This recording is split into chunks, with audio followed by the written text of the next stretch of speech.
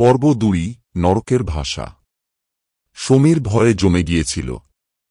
কাদামাখা হাতটা ধীরে ধীরে উপরে উঠছে, তার সঙ্গে ফিসফিসানির শব্দ আরও জোরে শোনা যাচ্ছে। চারপাশের গাছগুলোর ছায়া যেন আরও ঘন কালো হয়ে উঠেছে। হঠাৎ সমীরের কানে একটা স্বর এল। এখানে কেন এলি? সে চমকে উঠে চারদিকে তাকাল। আশেপাশে কেউ নেই, কেবল সেই বিশাল গাছ আর তার গায়ে ঝুলে থাকা অসংখ্য জীব, যা যেন জীবন্ত। জীবগুলো এবার একসঙ্গে কথা বলতে শুরু করল। রক্ত শরীর গেলি তুই গেলি। ভয়ে কাঁপতে কাঁপতে সমীর পিছিয়ে গেল।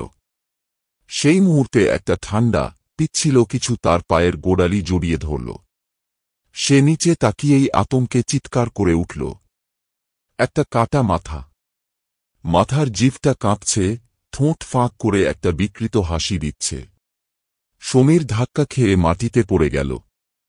পেছনে গাছের সঙ্গে থেকে যেতেই হঠাৎ একটা জিভ তার গালে ছুঁয়ে গেল।